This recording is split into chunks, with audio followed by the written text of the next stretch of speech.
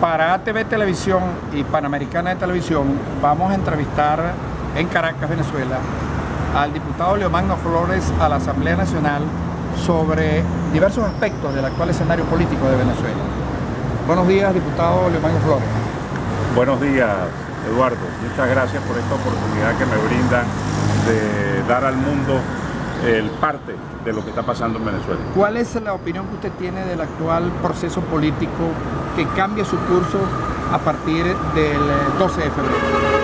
Estoy convencido que en Venezuela estamos cerrando un ciclo histórico. Por supuesto, los ciclos históricos no se cierran de manera instantánea y lo que estamos viviendo son los estertores de un pasado que se va y de un futuro que están haciendo. En este momento en Venezuela estamos viviendo una fase superior a una crisis política. Es lo que yo he llamado una perturbación política mayor. Una perturbación política mayor se caracteriza por tres elementos: porque es inhábil la Constitución, porque es inhábil el gobierno y porque es inhábil la oposición. Los ejemplos sobran. En Venezuela en este momento es inhábil la Constitución porque se viola todos los días. El propio gobierno, por ejemplo, cuando por un acto administrativo simplemente de la Junta Directiva de la Asamblea Nacional destituye a una parlamentaria desconociendo a sus electores, hace que la Constitución sea inhábil. Es inhábil el gobierno porque no puede resolver las tareas de rutina de cualquier gobierno, como por ejemplo darnos papel higiénico a los venezolanos. No hay papel higiénico en Venezuela, no hay alimentos, y esa es una responsabilidad del gobierno. Y es inhábil la oposición porque, siendo una mayoría política, la oposición no tiene poder político y no hay nada más inútil que una mayoría política sin poder político para propiciar un cambio. Pero fíjese usted, y perdone, el presidente Maduro habla de un pacto cívico-militar de gobierno.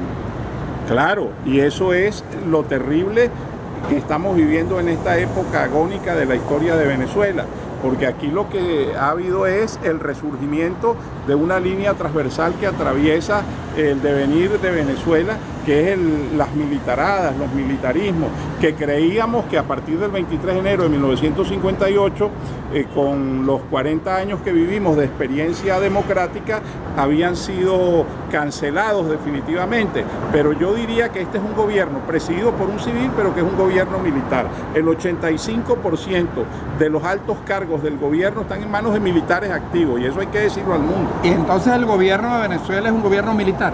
Es un gobierno militar, a mí no me cabe duda.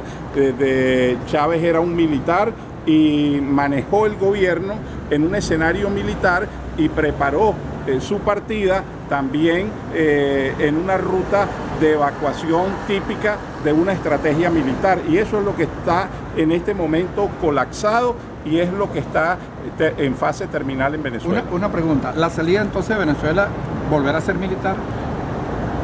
Sí, sería un contrasentido que para salir de un régimen militar la salida sea militar.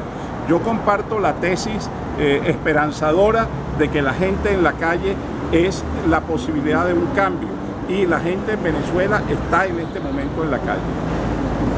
De acuerdo a su larga experiencia como parlamentario, ¿es el régimen presidencialista que tenemos en Venezuela los causantes de los males políticos que estamos viviendo a partir de, diríamos, de 1999 para acá, que se afinque ese presidencialismo y ese centralismo? Esa ha sido la tragedia de la historia de Venezuela, el caudillismo expresado después en la época democrática en el presidencialismo excesivo, y eso es lo que tiene que cambiar. Nosotros estamos proponiendo desde el Táchira lo que hemos llamado la rebelión de las regiones, que consiste en un nuevo amanecer estructural del Estado venezolano con un predominio de la descentralización, un Estado federal descentralizado que sería la ruta, y no descartamos que en Venezuela se pueda establecer un régimen parlamentario como estructura del nuevo cambio político que tiene que venir. ¿Cuál es su visión sobre el papel de las Fuerzas Armadas en estos momentos en el país y del ejército fundamentalmente como sostenedor del régimen?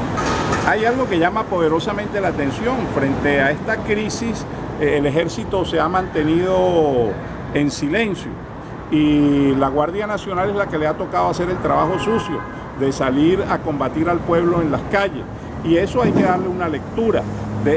hay descontento en las filas de las Fuerzas Armadas en este momento por la manera como el régimen pretende solventar la crisis. En vez de dar soluciones, se afinca, como todo régimen totalitario, en el aspecto represivo de la población, porque en definitiva lo que ha ocurrido en Venezuela es un divorcio de las masas con el régimen, y eso ya está a punto de definirse, no solo desde el punto de vista del descontento popular, sino desde el punto de vista del advenimiento de un cambio político. Bueno, esta ha sido una entrevista con el parlamentario venezolano, miembro de la Asamblea Nacional, y un hombre que participó en los largos debates de la fundamentación de la democracia venezolana en el viejo Congreso de la República Bicameral, Leomagno Flores.